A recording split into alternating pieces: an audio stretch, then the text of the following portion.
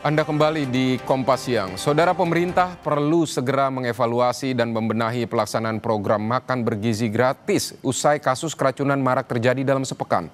Niat mulia pemerintah untuk mengatasi masalah gizi anak-anak Indonesia jangan lagi menimbulkan korban.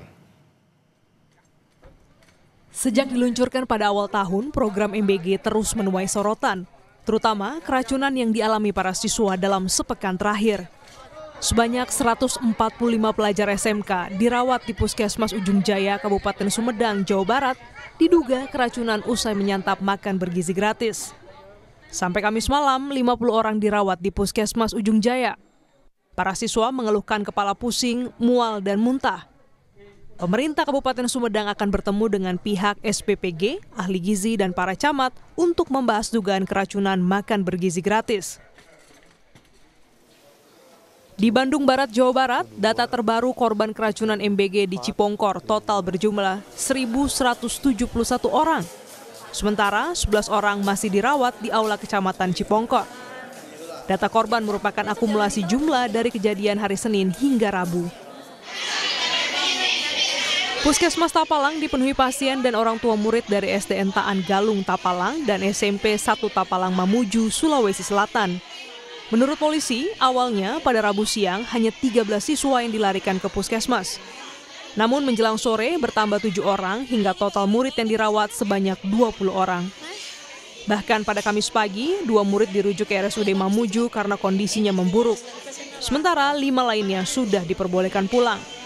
Polresta Mamuju masih menyelidiki sumber keracunan yang diduga berasal dari menu MBG.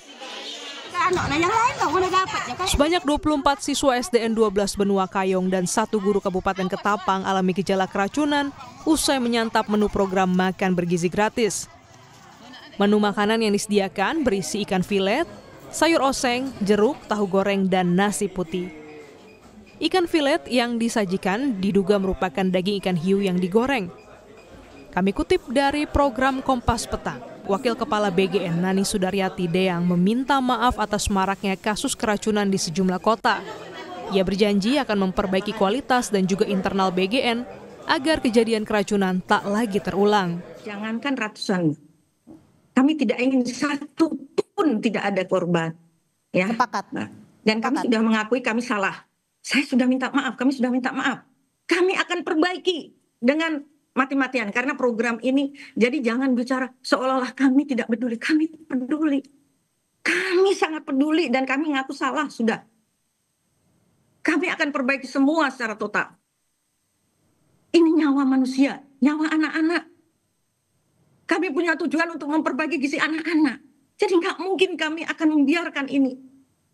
Organisasi di dalam ini kami juga perbaiki semua, Mbak. Saya baru masuk 1 minggu, saya perbaiki, kami perbaiki. Bagaimana agar tidak terjadi hal yang demikian? Karena tujuan Pak Prabowo adalah bagaimana generasi kita, anak-anak kita menjadi generasi yang bagus, yang baik. Wakil Ketua DPR, Sufmi Dasko, setuju perlu dilakukan evaluasi menyeluruh terhadap program MBG. Dasko juga meminta agar investigasi lapangan harus dilakukan serius untuk mengetahui apakah keracunan yang menimpa para siswa di sejumlah daerah disebabkan karena kelalaian atau ada unsur kesengajaan.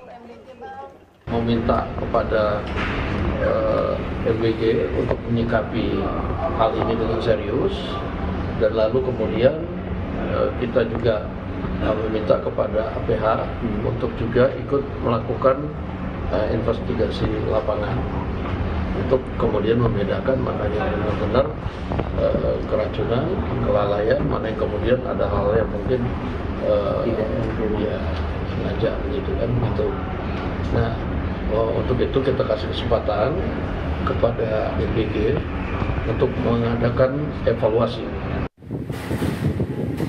Kasus berulang ini menuntut sikap tegas dari pemerintah dan penyedia MBG. Program dengan anggaran hingga ratusan triliun rupiah kontraproduktif karena yang dipertaruhkan adalah masa depan sumber daya manusia Indonesia. Tim Liputan, Kompas TV. Saudara, kasus keracunan akibat program penyediaan makanan bergizi gratis kembali terjadi di sejumlah daerah di Indonesia. Lalu apa saja yang harus diperhatikan dari menu makan bergizi gratis? Kita akan tanyakan kepada dokter spesialis gizi klinik Dr. Oki Yonatan yang telah tersambung melalui sambungan Zoom. Selamat siang dokter, saya Vidi. Seperti apa kriteria dokter menu bergizi seimbang yang ideal untuk anak-anak sekolah dalam program MBG ini? Ya, selamat siang. Nah, untuk menu yang ideal, ini kan kalau anak-anak segmennya luas ya, ada dari anak TK, anak SD gitu. Nah, supaya sederhana kan kita bisa lihat piring mereka masing-masing, porsinya seberapa. Nah, itu kita bagi dua. Jadi seperempat itu karbohidrat sesuai dengan masing-masing daerah gitu ya. Jadi misalnya mau nasi, mau singkong, mau kentang gitu silakan. Kemudian seperempatnya itu lagi itu biasanya protein ya, terutama protein hewani. Misalnya ayam, telur gitu. Kemudian setengahnya lagi itu isinya eh, campuran dari sayur dan buah gitu. Berarti itu yang tadi dokter sebutkan itu sudah memenuhi kriteria standar untuk gizi untuk makan bergizi anak-anak ya dokter ya? Benar. Baik, dokter ini kalau contoh menu makan yang kira-kira bisa disiapkan dengan sederhana dan mudah diaplikasikan di dapur MBG ini, menurut Anda bisa berikan contoh seperti apa dokter? Mm. Misalnya contohnya nasi, kemudian tadi kan seperempat dari piringnya nasi putih, kemudian seperempat piringnya lagi misalnya telur 2 biji, misalnya direbus, didadar gitu ya. Lalu setengah piringnya lagi kan sayur dan buah. Nah itu bisa tomat, bisa selada, lalu ada potongan misalnya potongan apel, pir atau pepaya gitu, bervariasi.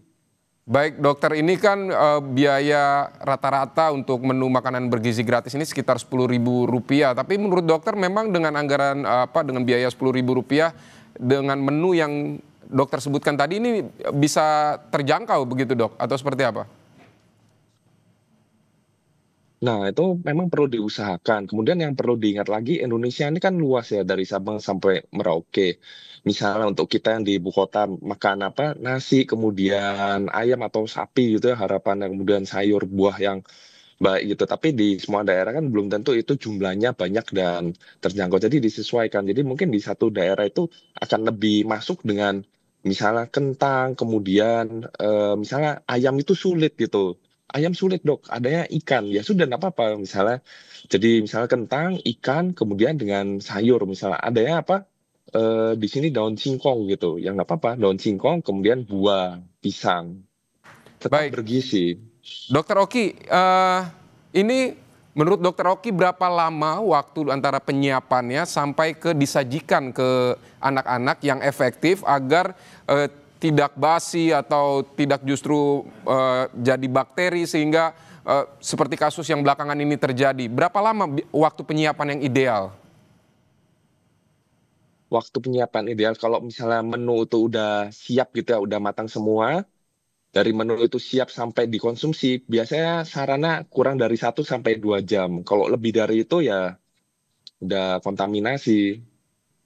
Oke, baik. 1 sampai 2 jam ini menarik karena menurut informasi begitu penyiapan makanan itu dari jam 1 malam tapi disajikan sekitar siang, begitu jaraknya terlalu jauh seperti itu dok. Atau ada saran juga misalnya dari Gubernur Deddy Mulyadi untuk disajikan pagi hari. Kalau menurut dokter seperti apa? Nah, itu tadi sebenarnya kan kita kurang tahu detailnya ya. Penyiapan jam 1 malam itu penyiapan apanya? Apakah mulai belanja bahan bakunya gitu ya? Saya pernah mengalami di daerah gitu, tugas di daerah. Jadi kadang bahan baku itu memang harus disiapin baru bisa malam gitu. Atau misalnya mau fresh gitu ya, mau ikan yang segar gitu ya.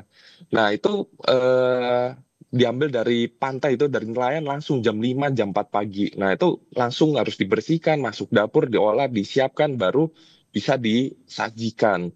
Jadi rantai dari awal bahan baku itu didapat sampai siap itu kan kita masih nggak tahu detail seperti apa, dan sepertinya variasinya banyak di Indonesia itu. Tapi yang penting kalau makanannya itu sudah siap gitu, udah di plate, nah itu harus segera dikonsumsi gitu. Jadi nggak makanan itu sudah matang semua, udah siap di plate, tapi dia tersimpan lama gitu di suhu ruangan gitu, lebih dari 2 jam gitu, terus baru diberikan ke anak-anak. Nah itu memang riskan.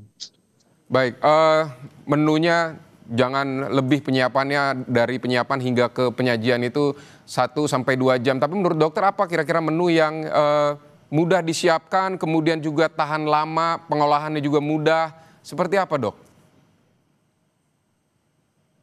Kalau yang visible ya, kira-kira di semua daerah bisa, mungkin telur ya. Untuk protein hewani telur, kemudian untuk karbohidrat nasi kan umum gitu ya. Nasi itu kemudian untuk sayur ya bisa macam-macam. Misalnya kalau hari ini ada bayam gitu, besok ganti sayur daun singkong gitu, sesuai dengan ketersediaan masing-masing daerah. Kemudian buah, misalnya hari ini pisang, besok pepaya, besoknya lagi melon, besoknya lagi semangka gitu. Baik, baik Dokter Oki Yonatan, ahli gizi, terima kasih untuk penjelasan dan informasi pandangan yang Anda sampaikan di Kompas Siang hari ini.